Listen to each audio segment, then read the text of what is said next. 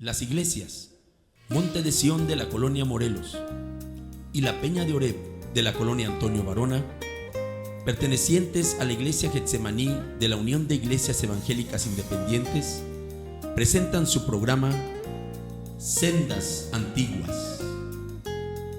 Andad por el buen camino.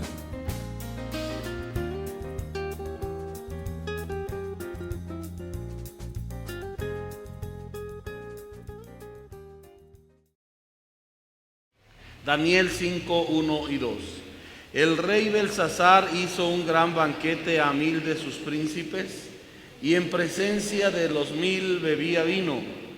Belsasar, con el gusto del vino, mandó que trajesen los vasos de oro y de plata que Nabucodonosor su padre había traído del templo de Jerusalén, para que bebiesen en ellos el rey y sus grandes, sus mujeres y sus concubinas. En meditaciones pasadas hemos explicado quién era Belsasar. Belsasar era nieto de Nabucodonosor. Y Belsasar, al verse arriba, se olvida de todo. Y en este capítulo 5 nos habla de su breve reinado y breve vida. ¿Cuáles fueron sus errores para que su vida durara tan poco, para que su reino durara tan poco? Errores tan comunes que el hombre de hoy comete en relación a Dios. El primer error que hallamos aquí, hermanos, leímos el verso 2. Belsasar, con el gusto del vino, mandó que trajesen los vasos de oro y de plata que Nabucodonosor su padre había traído del templo de Jerusalén, para que bebiesen en ellas el rey y sus grandes, sus mujeres y sus concubinas. Leemos el 3 y el 4. Entonces aparecieron los vasos de oro que habían traído del templo de la casa de Dios que estaba en Jerusalén, y bebieron en ellos el rey y sus príncipes, sus mujeres y sus concubinas. Bebieron vino y alabaron a los dioses de oro y plata, de bronce, de hierro, de madera y de piedra. Este es el primer error que comete Belsasar: contaminar su cuerpo, contaminar su vida, utilizar utensilios santos para algo que no era su fin. Él podía haberse emborrachado con infinidad de vasos, pero ¿por qué quiso traer los vasos santos del templo de Jerusalén? En soberbia, como diciendo: yo estoy por encima de Dios, yo estoy por encima de ese Dios. Contaminando las cosas santas, contaminando las cosas que habían sido desde el diseño ordenado por Dios, fabricados según la palabra de Dios y dedicados en un proceso de consagración también conforme a la voluntad de Dios. Vasos santos, utensilios especiales. Y el hombre hoy en día comete un error parecido. El hombre piensa que puede utilizar su cuerpo y su vida para hacer lo que se le antoja. Y no es así. No es así. El hombre piensa que puede contaminar su vida, su cuerpo, haciendo lo que quiere, apartándose de lo que Dios requiere de cada uno de nosotros. El hombre puede decir: es muy mi vida. ¿Por qué te emborrachas? Es mi vida. ¿Por qué haces esto? Yo hago de mi vida lo que yo quiero. Y ese es el error del pecado: creer que Dios nos formó, creer que Dios nos dio la existencia y nos dio este cuerpo como instrumento de pecado, y no es así. Dios no creó a la humanidad para que la humanidad se contaminara y fuera participante del pecado. Dios no nos creó para eso. Dios nos creó para su honra, para su gloria y su alabanza. Dios te dio la vida para que tú glorifiques a su santo y bendito nombre. No nos dio nuestra vida para que fuera consumida en la hoguera del pecado, apartándonos de Dios y haciendo de nuestra vida lo que nosotros queremos. No. Somos de Dios, venimos de Dios. Él nos hizo, Él nos diseñó y un día volveremos a Él. Y tendremos que dar cuenta, como Belsasar ahora tiene que dar cuenta delante de aquel que le había diseñado y de quién eran esos vasos santos. Este cuerpo, esta vida, esta mente, este pensamiento, todo lo que nosotros tenemos no es nuestro, es de Dios, porque Él lo hizo, Él nos lo prestó y tarde o temprano tenemos que volver a Él. Y el hombre piensa que apartándose de Dios no tiene ninguna relación con Él. Belsasar empieza a tomar vino y el hombre no solamente empieza a emborracharse con sus príncipes y sus concubinas, sino también traen a sus ídolos, sus estatuas, y las empiezan a adorar. Una de las faltas, de los pecados que Dios más aborrece es la idolatría. Dios rechaza la idolatría. El Señor ha preguntado: ¿a qué me compararéis? Dice el santo, ¿a qué me haréis semejante? Y la idolatría es la respuesta vana, soberbia de Dios, del hombre a esa pregunta de Dios. ¿A qué te comparo a ti? Con este ídolo, con esta figura de yeso. Esté así grande, esté de 30 metros, esté de lo que sea, pero con esto te comparo. Con este ídolo te comparo, con esta figura de virgen o de santo o de lo que sea. Esa es la respuesta soberbia a la pregunta de Dios: ¿a qué me compararás? ¿A qué me harás semejante? Y el hombre en su soberbia dice: a este ídolo, a esta estatua, a esta figura, a este santo, a esta virgen. Y en lugar de adorar al Dios vivo y verdadero, adoran estatuas que no tienen vida. Es la respuesta soberbia y engañosa del pecado, oponiéndose abiertamente contra Dios. ¿A qué me compararéis? A un idolito. Hasta hay gente que luego así le dice: mira, mi santito es bien bueno. Él es el único santo, es nuestro Dios. El único grande, el único digno de gloria. Pero la gente saca sus esculturas y las pasea, porque como dice la Escritura, tienen pies. Tienen pies. Tienen pies pero no hablan. No andan, perdón. Tienen pies, no caminan. Tienen boca, no hablan. Tienen manos, no hacen nada. Pero la gente dice: esta es mi virgen, este es mi santo. Ay, cuánto lo quiero. Le piden. Y del Dios que tiene todo poder no se acuerdan. En la soberbia del pecado, en la contaminación, no solo de los vicios, no solo la contaminación de este cuerpo en el pecado, sino la contaminación del espíritu en la idolatría. Porque aquí habla de esos dos pecados. Se pusieron una borrachera bien buena con sus amantes. ¿Se imaginan en qué acabó esa fiesta? Era una fiesta pues lujuriosa. Ahí estaban ellos con sus amantes. No creo que para rezar un rosario. La carne, a darle placer a la carne.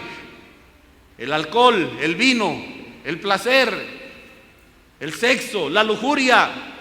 Y por encima de eso traen sus ídolos, traen sus santos, traen sus vírgenes, y empiezan a honrar y empiezan a alabar a esas figuras que no sirven de nada.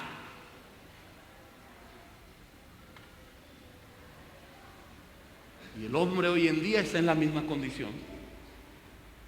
Se aparta del Dios vivo en su soberbia. Se aparta de Dios para darle placer a la carne en el pecado, cuando Dios no nos dio la vida para que se consumiera en el pecado. Dios no nos formó para que presentáramos nuestros cuerpos como instrumentos de pecado. Dios no nos creó, no te dio la vida, no me dio la vida, no nos dio la vida para que sirviéramos a la carne, al pecado o aún al mismo Satanás. Dios no nos dio la vida con un propósito malo. Dios nos dio la vida para que publiquemos sus alabanzas. Este pueblo para gloria mía lo he creado, dice, para que publique mis alabanzas, dice el Señor. Dios no nos creó, Dios no te dio la vida para que se consuma en el pecado, para que prestes tu cuerpo, tu vida, tu mente, tu pensamiento y todo lo que tú eres al pecado. Dios no te lo dio. No te lo dio para eso, no es tuya. Un día tendremos que dar cuenta a Dios. Un día el hombre volverá a donde salió, a Dios, y tendrá que dar cuenta. Este hombre ignora, este hombre en su soberbia cae en este error, creer que su vida, que él era el rey, el todopoderoso rey de Babilonia, que podía hacer lo que quisiera, que podía provocar a los hombres. No había ningún gobernante, no había ningún ejército que él no pudiera derrotar. Era grande, era fuerte su reino, era grande su ejército, pero no pudo con sus propias pasiones. La historia nos habla, hay una historia, una narración acerca de un hombre, un emperador grande en la historia, Alejandro Magno, que a los 33 años se sienta en una piedra en la plenitud de su éxito como conquistador. Se sienta en una piedra a llorar y le dicen: ¿por qué estás llorando? Porque ya no tengo reinos que conquistar. Había conquistado todos los reinos habidos y por haber. Y su ejército, él era un genio militar, y su ejército invencible, su ejército poderoso. Pero estando un día en una de estas fiestas, alguien le saca la copa de Zeus, una copa grande de oro, y le dicen: ¿quién como tú, oh rey Alejandro? ¿Quién sino solo tú eres digno de beber vino en la copa del rey? Y se la llenaron. Toma.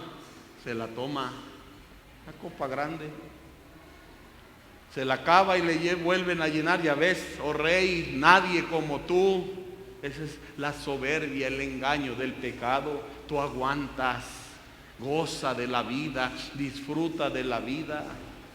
Y ya no pudo con la segunda y cayó muerto por una congestión alcohólica que lo mató fulminantemente. El que pudo conquistar reinos de cientos de miles de soldados, el que dirigió las batallas y derrotó los ejércitos más poderosos, no pudo con su propia carne. Y así es el hombre hoy en día. Está esclavizado en el pecado, en la idolatría, y piensa que puede, no puede. Pero Dios no nos dio la vida para eso. Dios no dio la vida para que se consuma en el pecado y se vaya consumiendo en la maldad. No. Aquellos vasos eran santos, pero este hombre los profana en su soberbia, en su error. Y en ese momento dice aquí, hermanos, el verso 5: en aquella misma hora aparecieron los dedos de una mano de hombre que escribía delante del candelero sobre encalado de la pared del palacio real. Y el rey veía la mano que escribía. Entonces el rey palideció y sus pensamientos lo turbaron. Se debilitaron sus lomos, sus rodillas daban la una contra la otra. El rey gritó en alta voz que hicieren venir magos, caldeos y adivinos. Y dijo el rey a los sabios de Babilonia: cualquiera que lea esta escritura y me muestre su interpretación, será vestido de púrpura y un collar de oro llevará en su cuello, y será el tercer señor del reino. Entonces fueron introducidos todos los sabios del rey, pero no pudieron leer la escritura ni mostrar al rey su interpretación. Entonces el rey Belsasar se turbó sobremanera y palideció. Sus príncipes estaban perplejos. La reina, por las palabras del rey y de sus príncipes, entró a la sala del banquete y dijo: Rey, vive para siempre. No te turben tus pensamientos ni palidezca tu rostro. En tu reino hay un hombre en el cual mora el espíritu de los dioses santos, y en los días de tu padre se halló en él luz e inteligencia y sabiduría, como sabiduría de los dioses, al que el rey Nabucodonosor, tu padre, oh rey, constituyó jefe sobre todos los magos, astrólogos, caldeos y adivinos, por cuanto fue hallado en él mayor espíritu y ciencia y entendimiento para interpretar sueños y descifrar enigmas y resolver dudas. Esto es, en Daniel, al cual el rey puso por nombre Belsasar. Llámese pues ahora a Daniel, y él te dará la interpretación. Daniel no estaba en esa fiesta. ¿Por qué no estaba en esa fiesta? Porque él tenía un espíritu diferente. En él habitaba el espíritu de un Dios santo. Es lo mismo, es lo que reconoce esta mujer. En él habita el espíritu de los dioses santos. El cristiano, hermanos, el creyente en Dios tiene que huir de muchas cosas, tiene que apartarse de muchas cosas. ¿Por qué? Porque en nosotros mora. ¿Mora qué? El espíritu de un Dios santo. Porque en nosotros mora el espíritu de un Dios santo. Hay lugares que un cristiano no debe de ir. ¿Por qué? Porque en el cristiano mora el espíritu de un Dios santo. Daniel es reconocido no solamente por su sabiduría, sino aún en el Dios en quien él había creído y en quien confiaba. Y Daniel es traído. Le explican lo que pasa. El verso 14, el mismo rey lo reconoce: yo he oído de ti que el espíritu de los dioses santos está en ti. He traído delante de mí magos, astrólogos, pero nadie ha podido leerme esto. Si tú puedes, tú serás el tercero del reino. El 17, Daniel le responde y le dice: Rey, tus dones sean para ti, da a otro tu recompensa. Te voy a decir lo que dice y te voy a dar la interpretación. Y aquí le hace ver su segundo error. Leemos el verso 18. El Altísimo Dios, oh Rey, dio a Nabucodonosor tu padre el reino y la grandeza, la gloria y la majestad. Por la grandeza que le dio, todos los pueblos, naciones y lenguas temblaban y temían delante de él. A quien quería mataba y a quien quería daba vida, y engrandecía a quien quería y a quien quería humillaba.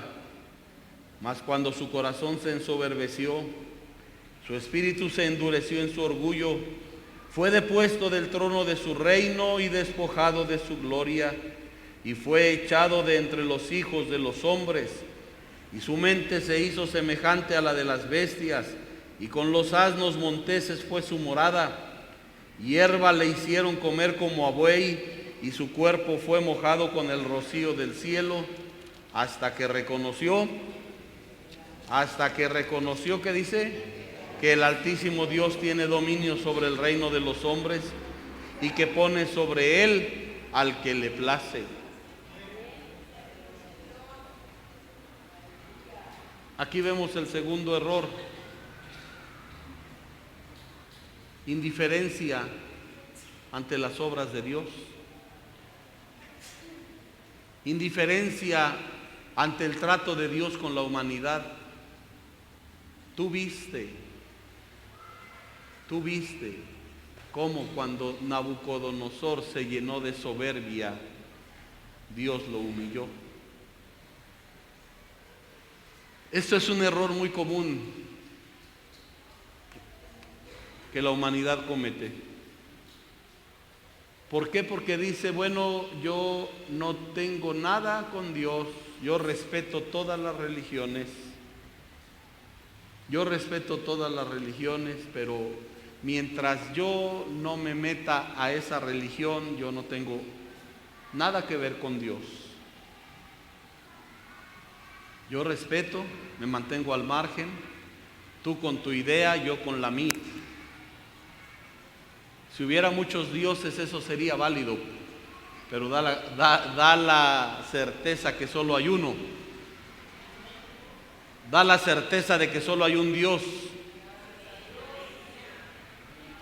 Y ese Dios nos hizo a todos. Y no para consumirnos en el pecado, sino para su honra, su gloria y su alabanza. Pero el hombre es indiferente cuando ese Dios trabaja. El hombre es indiferente cuando ese Dios actúa. Infinidad de gente ha sido testiga de los milagros que el Señor hace. Infinidad de gente ha visto cómo Dios obra. Infinidad de gente ha visto cómo Dios cambia vidas, cómo Dios transforma la existencia del hombre, de la mujer más perdida. Infinidad de personas han sido testigos cómo el Señor sana las enfermedades más terribles e incurables. Y ni siquiera si se conmueven para buscar a Dios. No, yo me mantengo al margen, yo mientras no me meta. Así decía Belsasar. Pero viene Daniel y le dice: tú viste todo eso, tú lo viste. Sí, yo lo vi. ¿Acaso él no lo vio? Daniel le dice: tú viste a tu abuelo como un animal en el campo. Tú lo viste como sus uñas crecieron como garras de águila. Tú lo viste como estaba como bestia en el campo, en el rocío mojándose, ahí durmiendo en el campo.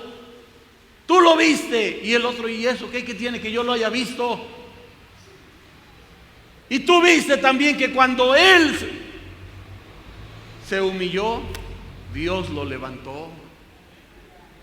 ¿Y eso qué tiene que ver conmigo? Eso es con mi abuelo, no conmigo. Tú viste cómo Dios salvó a tu padre. Pues eso fue de mi padre, yo respeto su religión. Tú viste cómo tu abuelo fue un creyente ferviente. Bueno, eso fue de mi abuelo, allá él. Tú viste cómo tu vecina que iba a un templo le declararon enfermedad mortal, pero Dios la sanó. Pues allá la vecina, qué bueno que la sanó su Dios. Tú viste, pero no te acercaste al Dios en cuya mano está tu vida. Ignoraste todo eso. Fuiste indiferente. Fuiste indiferente a todo esto. Tú, di como le dice el verso 22, hermanos, lo leemos. Y tú, su hijo Belsasar, no has humillado tu corazón sabiendo todo esto. O sea que hay un compromiso por el conocimiento. Hay un compromiso por el conocimiento de Dios. Si alguien ha visto un milagro de Dios, ese milagro de Dios lo convierte en un compromiso. Si alguien ha visto cómo Dios cambia una vida, entonces ese testigo queda comprometido por el testimonio de que Dios obra. Tú has sabido esto. Tú lo viste. Tú lo sabías, pero no has humillado tu corazón sabiendo todo esto. Infinidad de gente ha sido testiga del poder de Dios en otras personas. Hay gente incrédula que da razón de haber visto milagros del poder de Dios. Pero yo me mantengo al margen, dice. No, yo respeto. El ser testigo te convierte en un compromiso, se convierte en un compromiso. ¿Por qué? Porque si tú viste que Dios obró, entonces tenías que haberle corrido a ese Dios. Tenías que haber ido a buscar a ese Dios. Tenías que haberte rendido a ese Dios. Y tú, sabiendo todo esto, dice, no has humillado tu corazón. No, yo soy respetuoso, yo me mantengo al margen. Cada quien en su idea, cada quien en su pensamiento. No, Señor, si ya viste un solo milagro del poder de Dios, te convierte y te hace tener un compromiso con Dios. Y mucha gente lo sabe. Mucha gente lo sabe. ¿A cuántos de nosotros, no? La familia que no es cristiana, los vecinos que no son cristianos. ¿Por qué se acercan a ti a decirte, pide en tu iglesia que oren por mí porque tengo este problema? ¿Por qué? Porque han visto Porque han visto que cuando tú tuviste un problema clamaste a Dios y Dios te ayudó. Porque han visto que cuando tú te viste hundido te entregaste a Cristo y Cristo te cambió y te transformó. Ah, no, pero ellos quieren seguir en el pecado, emborrachándose y andando en su vida lujuriosa. Quieren andar en su maldad, olvidándose del Dios en cuya mano está su vida. Pero cuando la necesidad apremia, como han visto, entonces vienen, ahora sí, oren por mí. Y nosotros oramos, claro que sí. Y Dios puede obrar. Y si Dios obra, te convierte en un testigo doble. Porque ya no es solo lo que viste en aquel, sino ahora es lo que Dios ha hecho en tu vida. ¿Y cuántos hay? Vienen, buscan, piden, agarran su milagro que les da el Señor y se vuelven a ir. Aquí no predicamos milagros, aunque creemos que Dios los hace. Aquí predicamos que creas en Jesucristo como tu Señor y Salvador. Porque por eso mucha gente es engañada, viene, busca, recibe su milagro y se va a seguir viviendo igual. Dios no solamente quiere obrar en ti un milagro, Dios quiere salvarte, cambiarte, transformarte y obrar no solo uno, miles de milagros en tu vida cuando te rindas y te entregues a Él. ¿Me entienden? No digo que no creemos en milagros y somos testigos de los milagros que Dios hace. Pero antes que buscar un milagro, entrégate a Cristo. No seas indiferente. ¿Por qué? Porque el haber visto un milagro de Dios te convierte ya, te hace tener compromiso. Tú, le dice el verso 22, no has humillado tu corazón sabiendo todo esto. Hay gente que da razón. Hay gente que da razón cómo Dios obra. Oímos de conocidos que dicen, sí, yo vi que Dios sanó a mi vecino. Mi vecina va a una iglesia de esas y estaba enferma y Dios la sanó. Otro hombre lo oíamos decir una vez que decía, conozco matrimonios que a punto de quebrarse han buscado en iglesias de este tipo y Dios ha restablecido su matrimonio. Pero no ha hecho nada para buscar a ese Dios. No ha hecho nada para acercarse a ese Dios. El hecho de ser testigos del poder de Dios nos hace, hermanos, en tener un compromiso con Dios. Es lo que le está diciendo Daniel a Belsasar. Tú, sabiendo todo esto, no has humillado tu corazón. Al contrario, te has ensoberbecido. Has sido indiferente. Y ante esa manifestación del poder de Dios en tu Padre, has actuado con soberbia. Sino que el 23, contra el Señor del cielo te has ensoberbecido e hiciste traer delante de ti los vasos de su casa, y tú y tus grandes, tus mujeres, tus concubinas, bebisteis vino en ellos. Diste alabanza a dioses de plata y oro, de bronce, de hierro, de madera y de plata, que ni ven, ni oyen, ni saben. Lean conmigo lo que sigue. Unidos todos. Y al Dios en cuya mano está tu vida y cuyos son todos tus caminos, nunca honraste. Nunca honraste. Tercer error: olvidarse, apartarse de Dios. Primer error, contaminarse con el pecado. Segundo error, indiferencia ante las obras de Dios. Y tercer error, olvidarse de Dios. Apartarse de Dios. Al Dios en cuya mano está tu vida, en quien están todos tus caminos, nunca honraste. Al contrario, te fuiste a honrar a tus ídolos que no sirven de nada, que no hacen nada, que están más muertos que el que los fabricó. Se olvidó de Dios, se apartó de Dios, no quiso tener nada con Dios. Pero él tiene que dar cuenta a Dios de lo que está haciendo. Si el hombre piensa que puede actuar con Dios de un modo tan indiferente y que Dios no se va a meter en su vida, está equivocado. De Él somos, de Él venimos y a Él volvemos, y un día tendremos que dar cuenta a Él de lo que hemos hecho, sea bueno, sea malo, dice la Escritura. ¿Él no sabía que esos utensilios eran santos? ¿Lo sabía o no lo sabía? Por eso los mandó traer, para decir: yo estoy por encima del Dios de los hebreos. Y el hombre dice a que Dios no quiere que yo peque, a mí no me importa, yo voy a seguir pecando, voy a seguir haciendo lo que yo quiero. En su soberbia se olvida de Dios. Que vi que Dios, aún hay gente que es testiga del poder de Dios porque Dios ha obrado en ellos, pero yo no quiero compromiso con Dios. Ya lo tienes, porque si te dio algo, te hizo algo, ya estás comprometido con Él.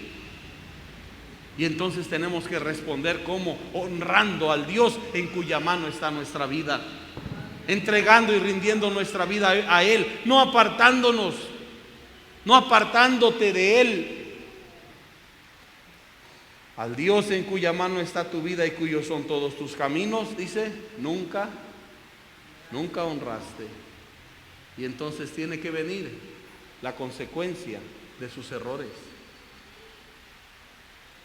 La gente dice y está consciente que en esta vida todo se paga. La Biblia lo dice: lo que el hombre sembrare, eso también segará. El hombre sabe bien, está en la conciencia, está en la mente de toda la humanidad, que cada consecuencia, cada acto tiene consecuencias. Lo dirán en física, lo dirán de otro modo: cada acción tiene una reacción, pero la idea es la misma. Cada acto tiene consecuencias. Y la vida de este hombre, lo que está haciendo en un solo día, ese mismo día le llegó la consecuencia. De ese Dios a quien tú no quieres honrar, de ese Dios de quien te has olvidado, ha salido esta mano para escribir este juicio. La escritura, ¿cuál era, hermanos? En el versículo 25 dice: Mene, mene, tekel, uparsin. Y esta es la interpretación. La palabra mene quiere decir que contó Dios tu reino y le ha puesto fin. ¿Qué significa la palabra mene, hermanos? Le dijo Daniel: contó Dios tu reino y le ha puesto fin. ¿Quién tiene control sobre la vida de cada individuo? El hombre dice: yo mañana voy a ir a tal lado, mañana voy a hacer este negocio y voy a ganar tanto, pero no sabe si llega el día de mañana. El mundo se asombra cuando muere en algún accidente algún hombre rico y la gente dice: tenía tanto por hacer. Así es. Era un hombre bueno, ayudaba a tanta gente, tenía ideas para ayudar a mucha gente. Sí, a lo mejor sí. Quería abrir nuevos negocios para dar empleo, a lo mejor sí. Pero Dios cuenta nuestra vida, Dios cuenta lo que hacemos y Él decide el límite de nuestra habitación, dice la Escritura. Tú puedes creer: mañana tengo tiempo, pero a lo mejor no amaneces. Puedes decir: yo voy a tener más tiempo después, pero a lo mejor ya no lo tienes. Por eso dice la Biblia: el día de salvación es hoy. A ese hombre le llegó su fin y ¿saben qué? Tristemente no estaba listo, no estaba preparado. No estaba preparado para que su vida terminara. ¿Cuántos hombres en el umbral de la muerte dirán: no me quiero morir, tengo mucho que hacer, dejé pendiente esto, no arreglé este asunto, no le pedí perdón a mi esposa, no le pedí perdón a mi esposo, ofendí a mis hijos, no me pagaron lo que me deben o no pagué lo que yo debía, no me puedo morir? Pero no depende de ellos, no depende de nosotros. Hay gente que nos quisiera ver muerta, pero no depende de ellos, gracias a Dios. Amén o no amén. Depende de Dios. contó Dios tu reino y le ha puesto fin. Por eso, hermanos, es necesario estar listos para cuando nuestra vida llegue a nuestro fin. Porque en ese momento, la segunda palabra, el verso 27 dice tekel, ¿qué significa? Léanlo fuerte. Pesado has sido en balanza y fuiste hallado falto.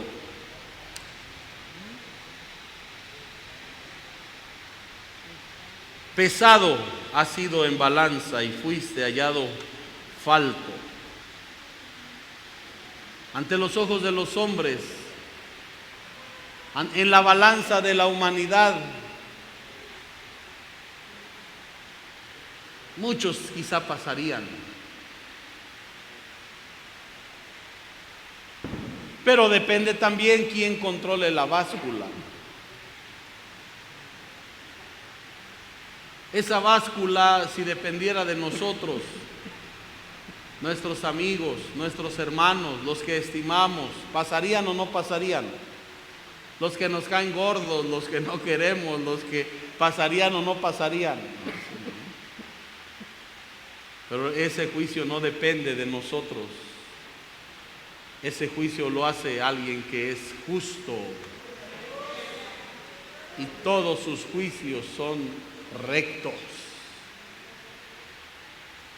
Aquí oímos hablar de juicios a veces tan corrompidos, jueces sobornados, cuyas sentencias son escandalosas, contrarias a la justicia, contrarias aún a la misma ley, pero por abajo ya hubo un arreglo. Se brincan la balanza. ¿Habrá alguien que pueda brincarse la balanza de Dios?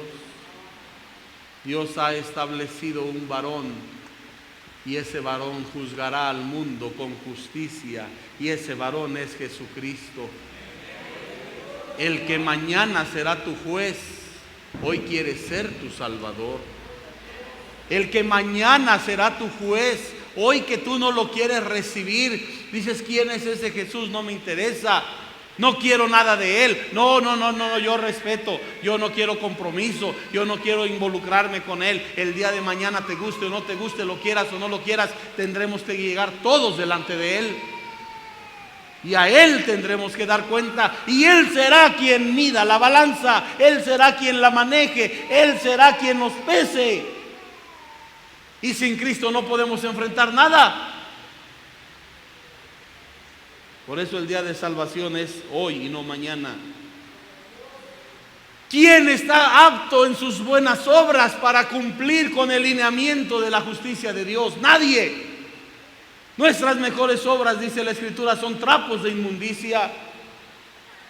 Le das una torta al hambriento, le das un peso al niño desvalido. Eso es tu bondad, ese es tu bien. Nuestros males son mayores. Nuestros males son mayores y cuando seamos puestos en la balanza de nuestra cosa buena, nuestra cosa mala nos llevará hasta abajo. Pero si estamos con Cristo, nuestros pecados han sido borrados y perdonados en su nombre y solo con Él podemos enfrentar el justo juicio de Dios. ¿Por qué? Porque Él nos ha justificado y tenemos paz para con Dios por medio de nuestro Señor Jesucristo. Pesado ha sido en balanza. Un día tendremos que dar cuenta a Dios.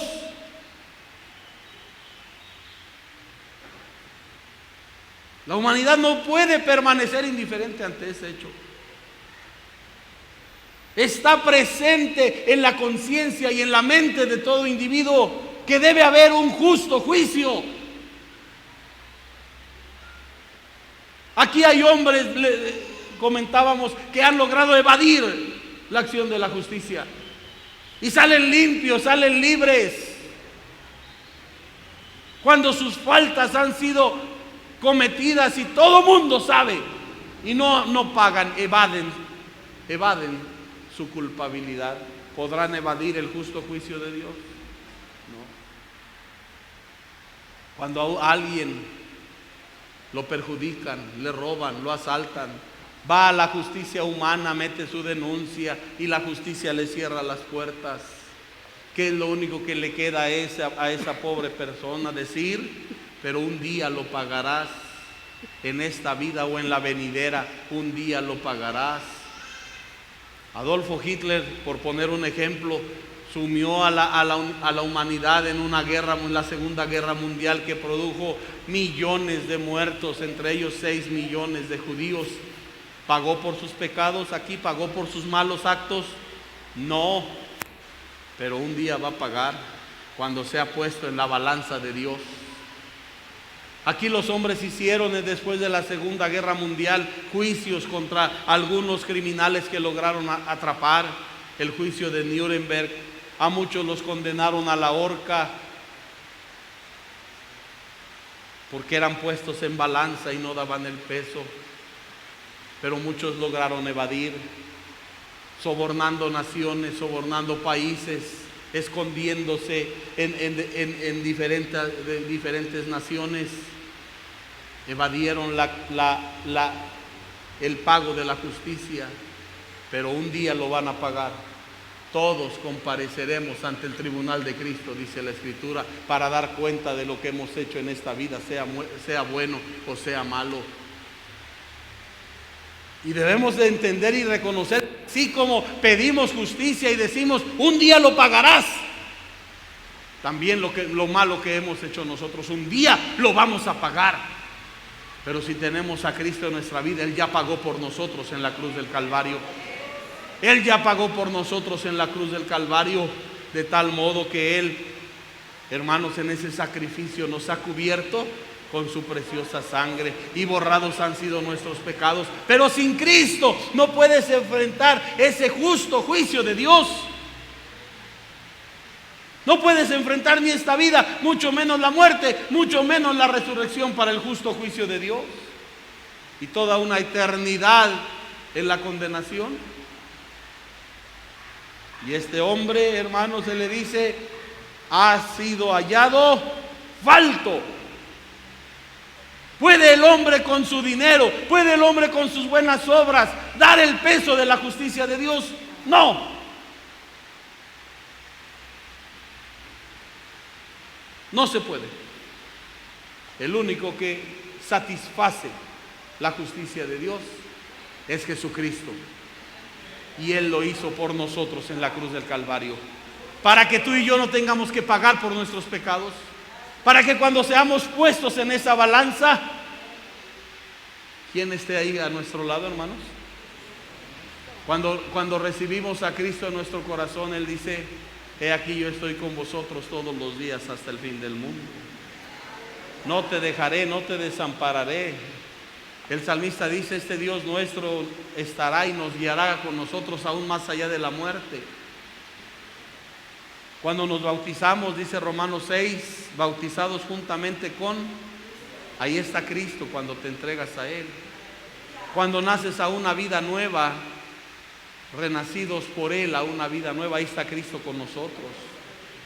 Cuando morimos, dice, estimada es a la muerte de Jehová, a los ojos de Jehová, la muerte de sus santos. Cuando morimos, ahí está Cristo, porque lo llevamos aquí en el corazón, porque lo tenemos en nuestra vida.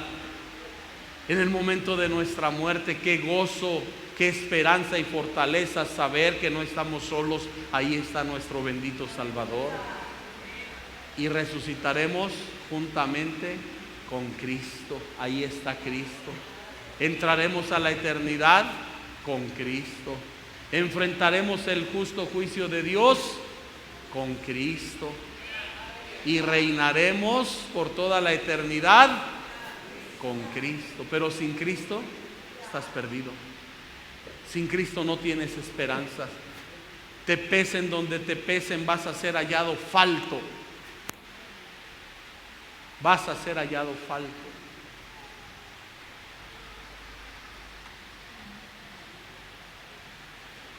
Y la tercera palabra, el verso 28, dice, tu reino ha sido roto y dado a los medos y a los persas. Todo su oropel, su riqueza, su glamour, Todo aquello que él veía esa noche, su palacio iluminado, lleno de música, de baile, de ídolos, de santos, de vírgenes que tenía ahí a su lado para sus dioses, para adorarlos. Todo eso fue destruido esa noche. Todo eso se acabó, incluida su vida. El verso 30 dice: la misma noche fue muerto Belsasar, rey de los caldeos, y Darío de Media tomó el reino, siendo de 62 años. ¿Saben por qué? La historia nos dice que mientras Belsasar estaba en esta pachanga, emborrachándose con sus príncipes, sus generales, Darío de Media, por los túneles que corrían abajo de la ciudad, entró con su ejército. ¿Y cómo agarró a todos? Borrachos, perdidos. Nadie estaba para dirigir al ejército. Nadie estaba para organizar la defensa de la ciudad. Si el jefe de la casa no vigila, entra el ladrón y mina la casa, dice la Biblia. Y el hombre está en el pecado. El hombre hoy está en su soberbia, olvidándose de Dios, mientras el diablo entra y entra y entra. ¿Y qué hace? Destruye, mata. Porque el ladrón no viene sino para hurtar, matar y destruir. Pero Cristo vino para que tengamos vida y vida en abundancia. Mientras aquellos hombres estaban emborrachándose en su placer, en su idolatría, adorando, ahí persinándose y haciendo sus cosas, el enemigo estaba entrando, miles de soldados entrando a la ciudad, y esa misma noche murió aquel hombre que llegó a pensar que estaba por encima de Dios, que no tenía que darle cuenta a nadie. Pero esa noche tuvo un encuentro con el Dios en cuya mano estaba su vida y a quien él nunca había honrado. Y eso fue la perdición de este hombre. Eso fue la perdición de este hombre, no solo en esta vida, sino en la eternidad. Muchos podrán evadir el resultado de sus malas acciones en esta vida, pero nadie puede evitar el justo juicio de Dios. Todos tenemos compromiso con el Señor, porque Él nos hizo, de Él venimos y a Él volvemos. Y lo peor que puede hacer el hombre es olvidarse del Dios, apartarse del Dios en cuya mano está su vida. Por eso el Señor llama hoy al arrepentimiento. Dame, hijo mío, tu corazón, exclama un padre amoroso. Dame, hijo mío, tu corazón, y miren tus ojos por mis caminos, ya no el camino del pecado, ni por ese camino que ofende tanto a Dios como el de la idolatría, sino el camino santo, vivo y verdadero, que es Jesucristo. Cristo dijo: yo soy el camino, la verdad y la vida. Nadie viene al Padre sino por mí. No seas indiferente. Belsasar vio a su padre, a su abuelo, lo veía lleno de gloria. Cuando era niño entraba al palacio y veía a Nabucodonosor que se sentaba con sus anillos de oro. ¿Se imaginan con qué esplendidez se vestía Nabucodonosor, el emperador del reino más grande del mundo en su momento? ¿Cómo se vestiría? ¿Cómo se sentaría en su trono? ¿Cómo estaría elaborado ese trono? Y el niño podía entrar, agarrar las vestiduras, sentarse en las piernas del abuelo. Él lo vio. ¿Qué pensaría cuando ve a su abuelo que está tirado en el pasto? Que el pelo le empieza a crecer, que enmudece, que no puede hablar más que emitir sonidos como animal, que las uñas le crecen, el pelo le crece, y él ahí durmiendo y comiendo como bestia del campo. Abuelo, ¿qué haces aquí? y el abuelo no responde. Él lo vio, él fue testigo de eso. Pero también vio cuando Nabucodonosor se humilló ante el Dios en cuya mano está su vida. Y él vio que su abuelo otra vez, Dios lo reinstala. Pero no hizo nada. No hizo nada para acercarse al Dios en cuya mano estaba su vida. Y el mundo de hoy es tan indiferente a las cosas de Dios. Que Dios salva, yo no soy tan malo. Que Dios sana, bueno, le pediré algo cuando lo necesite. Y se olvida de Dios en cuya mano está su vida. Pero en esta noche, en este momento, el Señor te llama. ¿Por qué? Porque Él no quiere ser un Dios de momento o de ocasión. Él quiere ser tu Dios en todo momento y por toda la eternidad. Él quiere ser tu Salvador. Él quiere perdonarte, quiere transformarte, pero quiere que tú vengas y te comprometas con Él. Me queda mucho tiempo por delante. Mañana lo pensaré. Mañana voy a analizarlo. Tengo tanto que disfrutar, tengo tanto que gozar de la vida. Sí, tienes que seguir contaminando este cuerpo, ese cuerpo que Dios te dio para la gloria de Él. ¿Tú lo quieres contaminar en el pecado? Dios no te lo dio para eso. Dios te lo dio, Dios te dio la vida para su honra, su gloria y su alabanza. Nos formó a todos para que publiquemos sus alabanzas, para que seamos ese pueblo santo, consagrado, que bendice y glorifica su santo nombre. Pero tú dejas pasar el tiempo, tú dejas pasar la oportunidad, pensando que tienes tiempo, pensando quizá en tu soberbia que puedes evadir el justo juicio de Dios. No, es necesario. Es obligatorio, todos a su tiempo. ¿Qué dice el libro, la epístola a los Hebreos, perdón? Es un texto muy conocido, Hebreos 9:27. ¿Qué dice? ¿Está qué? ¿Por quién? ¿Está qué? Es una ley, es un decreto. Dios así lo dispuso. El hombre no va a vivir en esta vida eternamente. Se dice que aquel multimillonario hombre, Howard Hughes, contrató una cámara frigorífica para que congelaran, bueno, en ese proceso que se llama criogenia. Era multimillonario, dueño de empresas de aviación, de estudios de filmación de películas. Se codeaba y tuvo de amante a las mujeres más famosas y guapas de Hollywood, las actrices que él quiso. Y dejó establecido que al momento de su muerte le aplicaran ese proceso, la progenia, para que quizá al paso del tiempo pudieran hallar un remedio para la enfermedad que lo mató y lo descongelaran, lo curaran y lo volvieran a la vida. Está establecido, nadie puede ir contra este principio que Dios ha puesto. Nadie. Está establecido, tú no lo puedes violar, nadie, porque Dios así lo ha establecido. Dios así lo ha establecido. ¿A quiénes? A los hombres que mueran una sola vez. ¿Y qué viene? Después de esto el juicio. Mira, aquel hombre se estaba emborrachando. Lo que menos pensaba era quizá cómo se iba a curar la cruda al día siguiente. Pero al día siguiente lo estaban enterrando.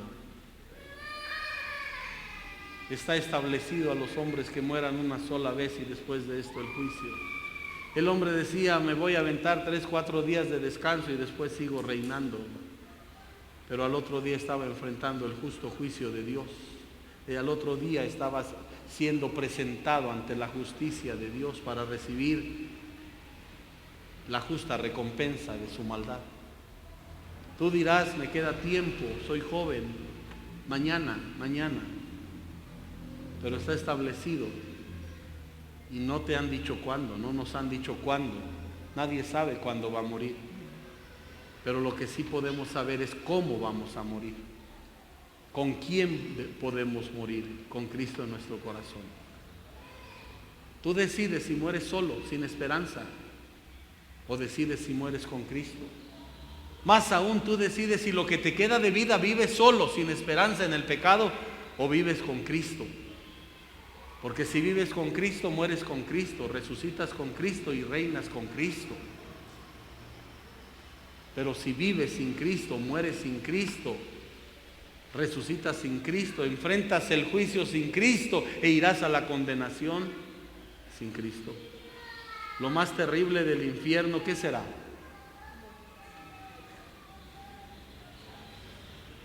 ¿Qué será lo más terrible del infierno?